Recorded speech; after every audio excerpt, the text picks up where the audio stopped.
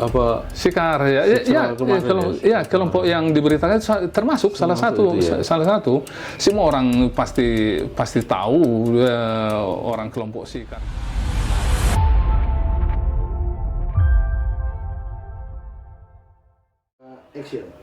Assalamualaikum warahmatullahi wabarakatuh. Selamat siang pemirsa.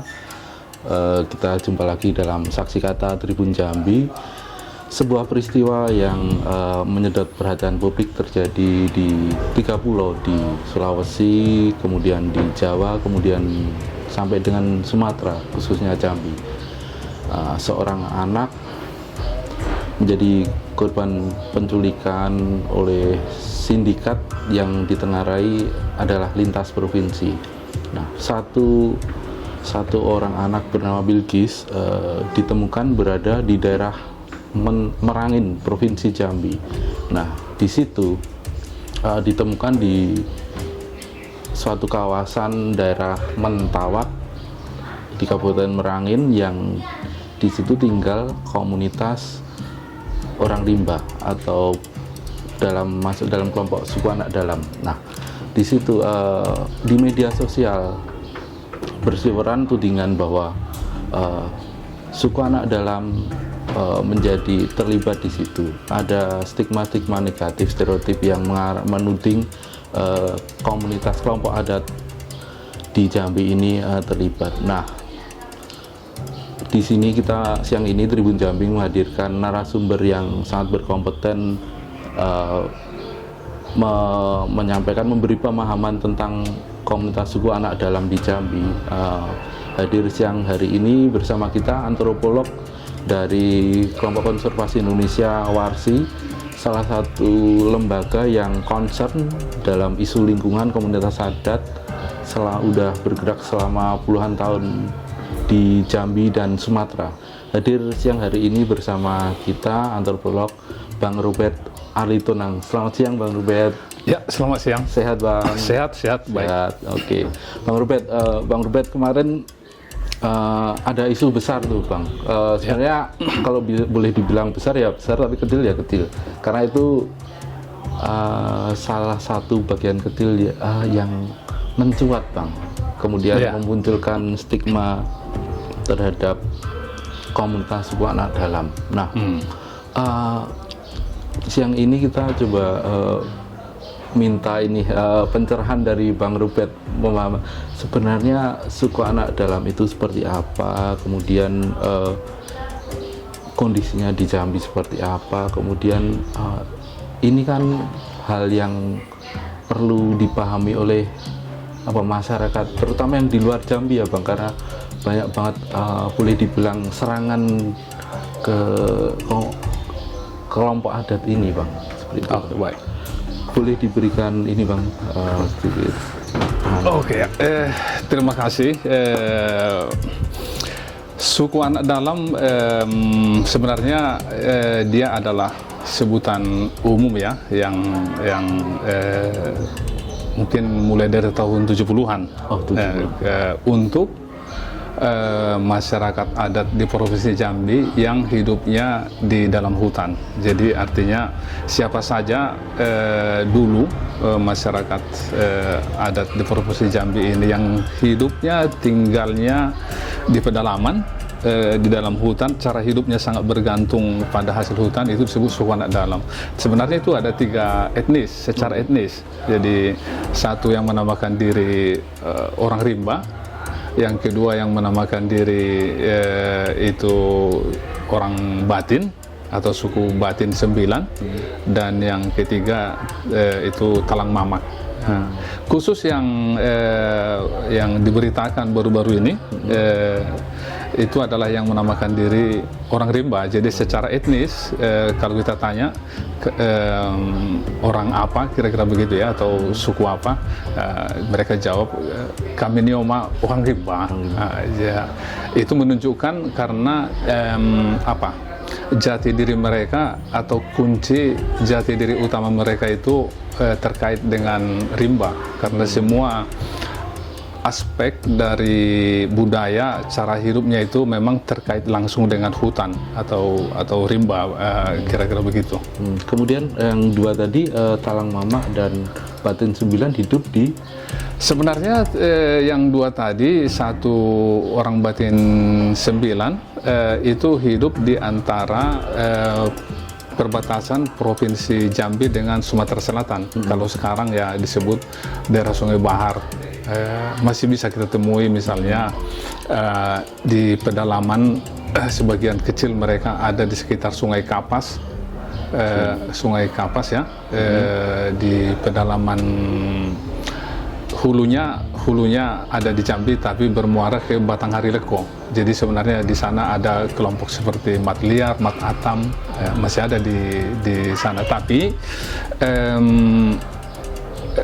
satu lagi tadi yang disebut Talang Mamat, itu ada di perbatasan antara Provinsi Jambi dengan Provinsi Riau.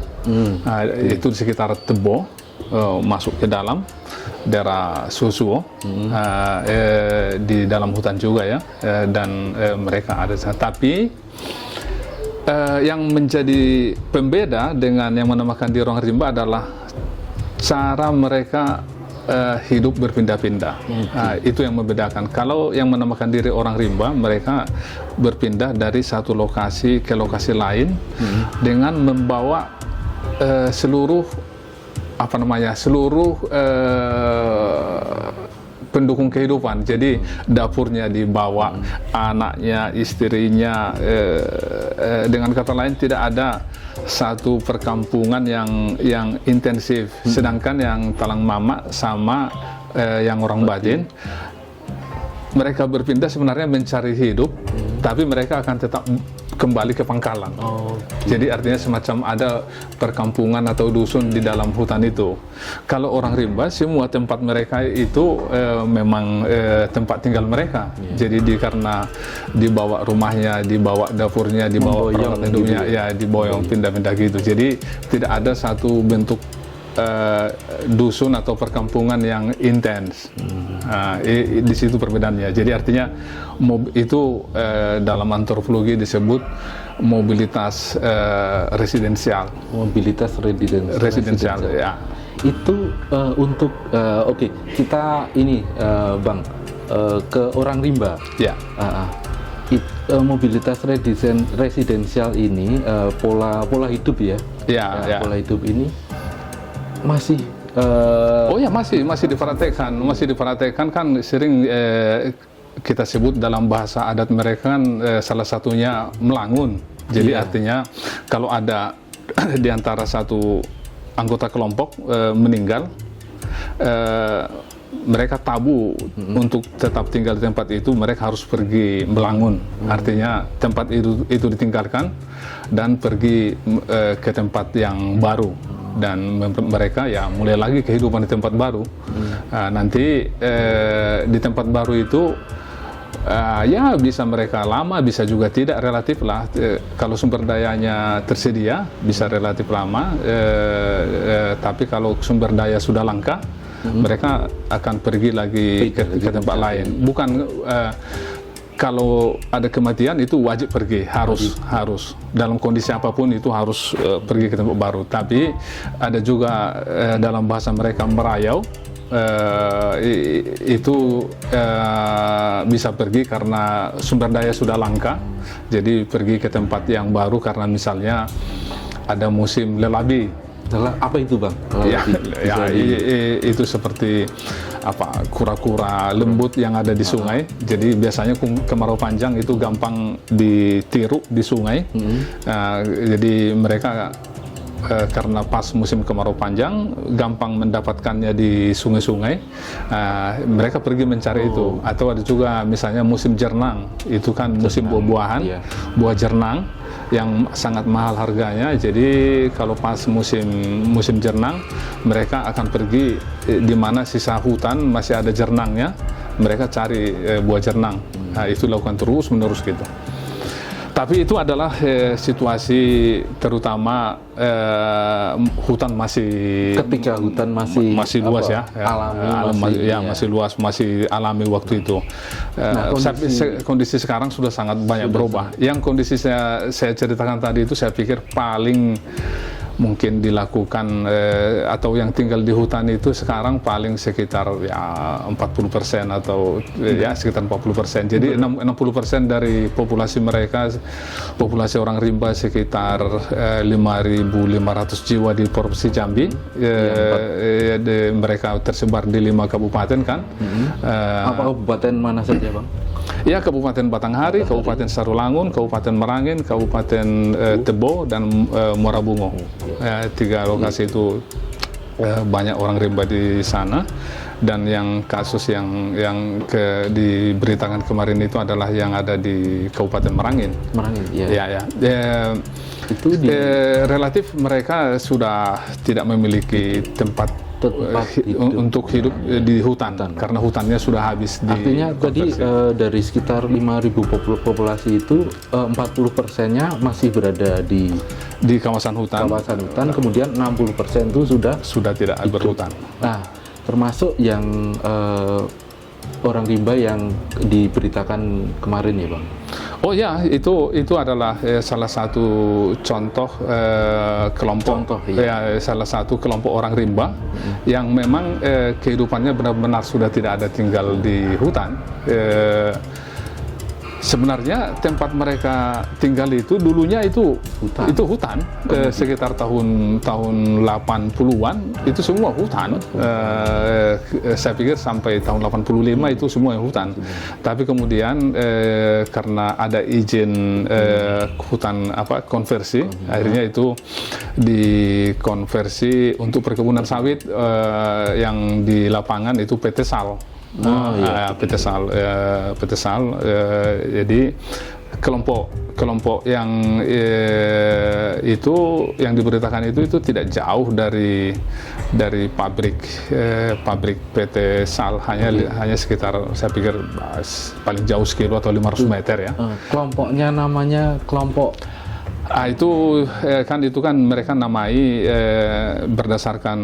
kadang berdasarkan sungai, kadang berdasarkan tumenggung. Jadi karena di sana yang dituakan itu Sikar, jadi disebut kelompok Sikar. Lokasinya itu Bang, maaf tanya, dengan lokasi PT Sal dekat, kemudian dengan jalan lintas. Oh ya, kan karena sekarang kan setelah semuanya sudah jadi pemukiman, semuanya sudah jadi perkebunan sawit, jaringan jalan otomatis itu sangat tersedia di mana-mana. Jadi tempat mereka itu saya pikir dulunya itu jalan logging ya, tapi sekarang itu sudah jadi jalan sentra ekonomi yang sangat padat itu, karena yang menghubungkan Kota Bangko dengan SPC atau tempat pabrik sawit tadi, ya mereka di pinggir jalan itu. Jadi tidak jauh dari Kota Bangko atau ibu kota kabupaten, tidak jauh. Artinya ada perubahan apa ya, Bang? Perubahan pola hidup, Bang, di situ, Bang. Ya tentu, seperti saya jelaskan di awal tadi, semua aspek kehidupan atau cara hidup atau budaya mereka itu adalah terkait dengan hutan, seperti mulai dari berburu, mencari hasil hutan, lalu kemudian ritual, kepercayaan, itu semua terkait dengan hutan. Tapi saat hutan sudah tidak ada, ya bagaimana mereka hidup di tempat yang tidak berhutan? Itu mirip seperti ikan yang habitatnya di sungai, dibawa ke darat gitu ya. Sama seperti ini, semua pola hidup.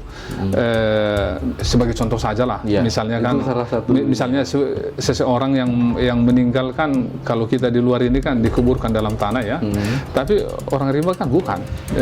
Mereka dibuatkan balai kecil selebar meja ini, setinggi dada orang dewasa, dan ditaruh di dalam hutan yang benar-benar tidak ditemui orang, atau masih hutan bagus, hutan vegetasi sangat bagus gitu kan. Mayatnya ditaruh di atas itu dan kemudian mereka pergi melangun. Nah, sekarang kan mereka tinggal di bawah sawitan atau di bawah karet-karetan ya. Kalau ada meninggal, entah bagaimana mereka sekarang diantar mayatnya kemana. Saya juga nggak paham. Mungkin mereka bisa cari belukar-belukar yang ada di sekitar situ, tapi itu kan sudah benar-benar merubah budaya mereka. Itu kan itu apa namanya, sesuatu yang tidak mereka inginkan. Jadi tapi ya mau taruh di mana, mereka tidak melakukan secara budaya, tidak dikubur gitu. Ya, artinya ada. Jadi banyak sekali perubahan yang sudah terjadi pada mereka yang tidak ada hidup dalam hutan, terutama juga dari aspek cara hidup yang tadinya waktu dalam hutan semua sumber daya tersedia, cari protein, cari lauk sangat gampang. Dengan berburu, hanya saya dulu kalau ikut berburu dengan mereka pergi 1 jam 2 jam itu bisa dapat satu ekor, bisa kijang ya, dapat 1 ekor. Iya, itu sangat gampang didapatkan dulu di dalam hutan. Apalagi babi hutan itu bisa banyak sekali. Jadi sangat gampang mereka dapatkan semua. Kalau mau dapatkan uang juga, mereka pergi cari jernang. Kadang juga ada sebagian cari rotan, manau, damar, dijual gitu. Jadi semua tersedia. Nah, sekarang itu sudah nggak ada. Ya. Pertanyaannya kan tentu bagaimana mereka hidup di tempat bagaimana mereka yang tidak ada lagi seperti itu ya. Ya itulah. Saya sendiri sebenarnya sangat prihatin ya melihat perubahan yang ada itu, karena ya mereka harus bertahan hidup. Manusia kan punya kebutuhan dasar, makan itu adalah hal yang sangat dasar sekali, harus terpenuhi setiap hari. Tapi mereka tidak mendapatkan itu. Dulunya mereka masih sering dapatkan berburu babi, tapi belakangan 3 tahun lalu ada virus babi yang membunuh massal babi, sehingga tidak bisa mereka lagi berburu babi. Nah, sekarang ini jadi condongnya itu mereka mencari berondolan sawit. Nah, tapi bukan sawit mereka ya. Jadi ada bukan lahan mereka. Itu adalah sawit perusahaan, sawit masyarakat umum. Ada yang jatuh-jatuh, ada yang sisa-sisa. Mereka kumpulin dan mereka jual. Ada uang sedikit, itulah yang mereka gunakan gitu ya untuk kebutuhan mereka. Tapi itu sangat tidak cukup, karena itu juga penuh konflik kan. Karena dalam beberapa waktu terakhir ada banyak percikan-percikan Bang, kejadian konflik akibat dampak ya, kalau boleh dibilang itu dampak ya Bang. Kan sekarang ini kan kondisi kehidupan mereka kan jadi sangat marginal. Marginal artinya mereka terpinggirkan dari aspek sosial ekonomi. Mereka tidak ikut mengambil bagian dalam sistem sosial ekonomi yang masyarakat umum ya. Sebagai contoh misalnya kalau baru-baru inilah mereka memiliki kartu KTP gitu ya, kartu tanda penduduk. Jadi sebelumnya nggak jelas kewarganegaraannya secara administrasi, walaupun kita tahu tinggal di sana gitu kan. Jadi itu adalah hal yang sangat dasar supaya seseorang warga negara bisa mengakses fasilitas dari negara, entah itu kartu Indonesia Sehat, kartu Indonesia Pintar, serta jaminan-jaminan sosial lainnya. Itu hal yang sangat dasar. Tapi itu pun masih sangat sulit untuk mereka dapatkan. Dari sekitar di Orang Rimba 5 ribuan ini, ya. Yang sudah mendapat akses itu sekitar berapa persen, Bang?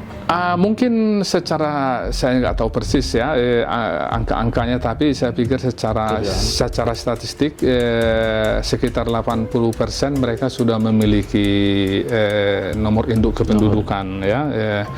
Tapi kualitasnya tidak baik karena kesulitan ada kesulitan administrasi untuk menginput.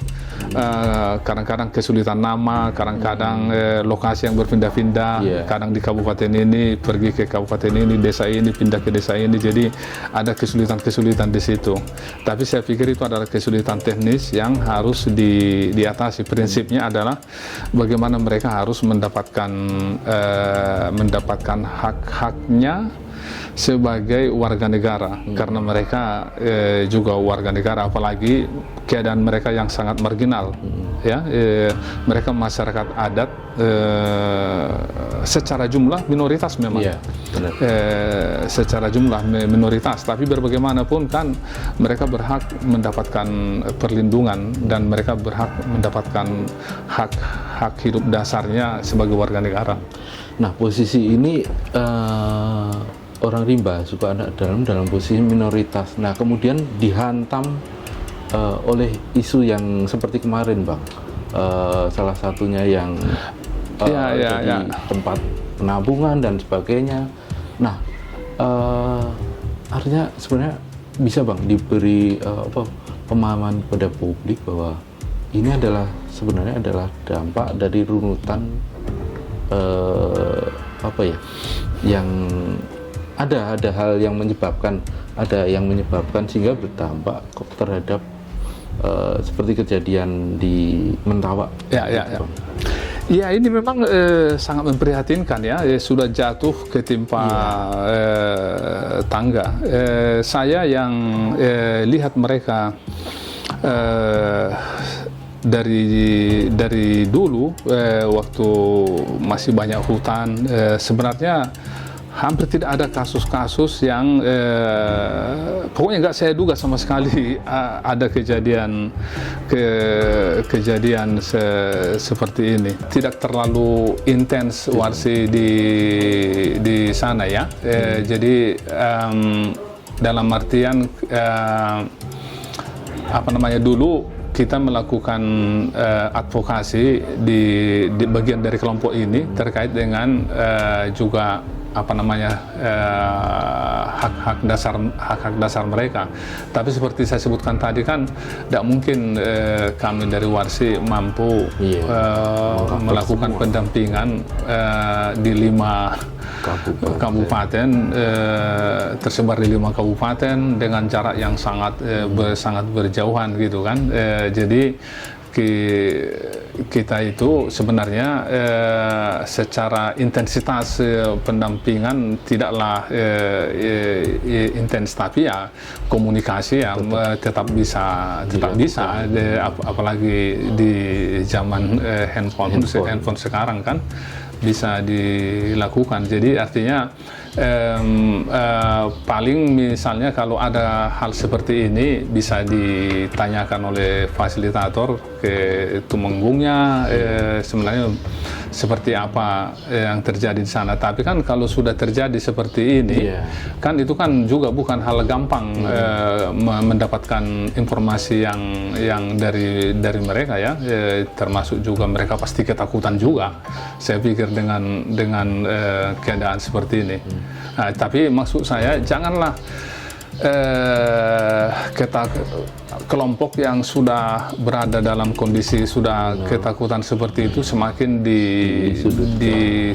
disudutkan dalam situasi yang mereka sendiri tidak terlalu memahami apa yang terjadi. Jadi kondisi kemarginalan dimanfaatkan oleh kepentingan orang-orang tertentu,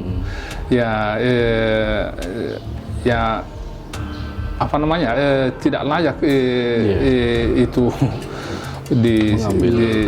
disudutkan ke mereka, karena setahu saya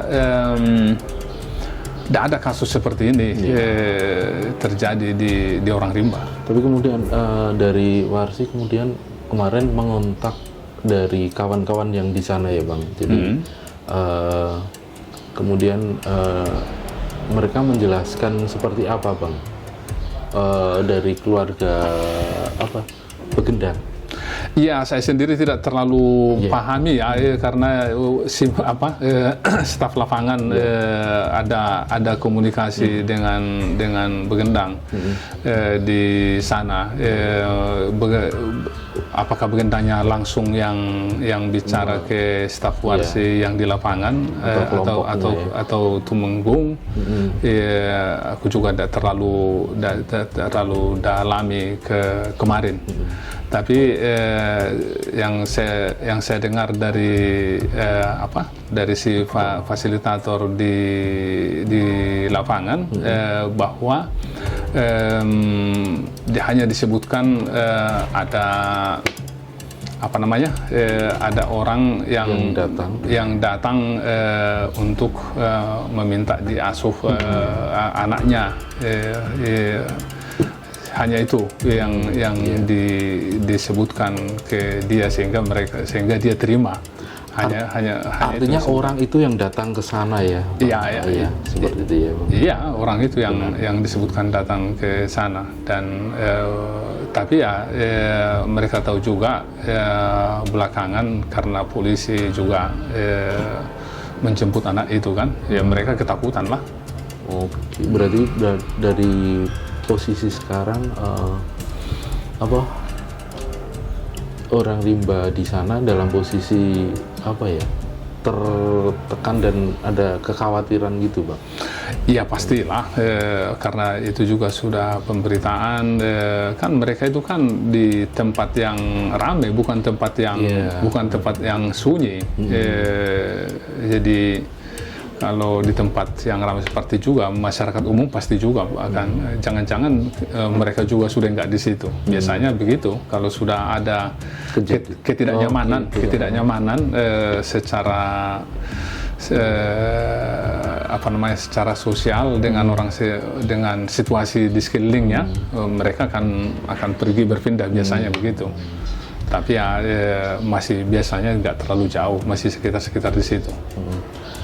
Mungkin ini Bang, sebagai penutup, bagaimana harapan dari Bang Robert selaku antropolog dan sudah mungkin berapa tahun? Mungkin 40, hampir 30 tahunan ya? Ya,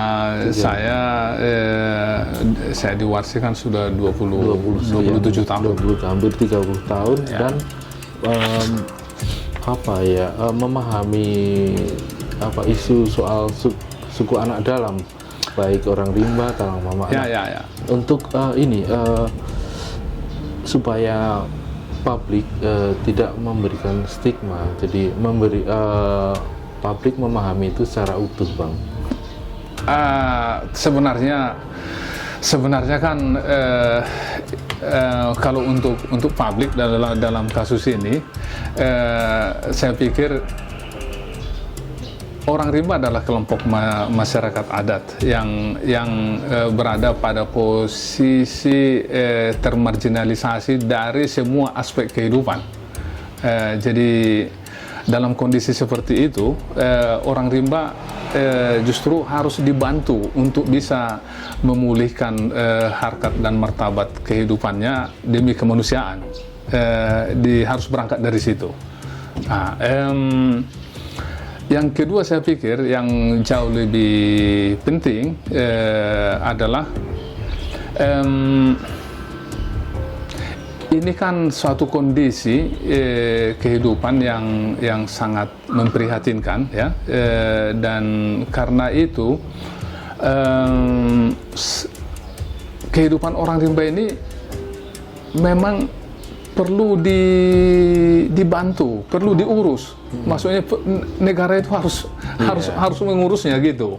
Jadi hal-hal yang sangat dasar, pendidikan, kesehatan, pemukiman yang sehat, itu ya, sanitasi yang sehat, apalagi bagaimana mereka bagian dari sistem umum, seperti misalnya ikut memiliki hak politik, bagaimana mereka ikut proses misalnya pemilihan kepala desa, bagian dari sistem umum gitu kan.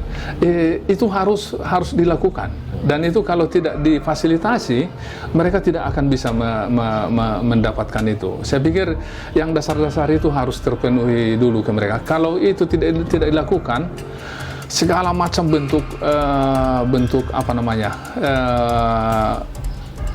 penyimpangan cara hidup dalam artian norma umum itu bisa terjadi. Misalnya konflik dengan desa A, konflik dengan pihak tertentu, konflik dengan perusahaan, itu akan bisa terjadi karena itu tadi mereka tidak diakomodir kehidupannya dalam sektor-sektor yang sesuai dengan sistem umum. Jadi itu sangat penting dalam perspektif ke depan, dan itu yang bisa melakukan itu dan berkewajiban melakukan itu ya negara, karena itu hak konstitusional warga negara. Kalau pendidikan tidak hadir ya negara lalai lah. Termasuk salah satunya kasus-kasus seperti ini tidak bakal ada ya, Bang?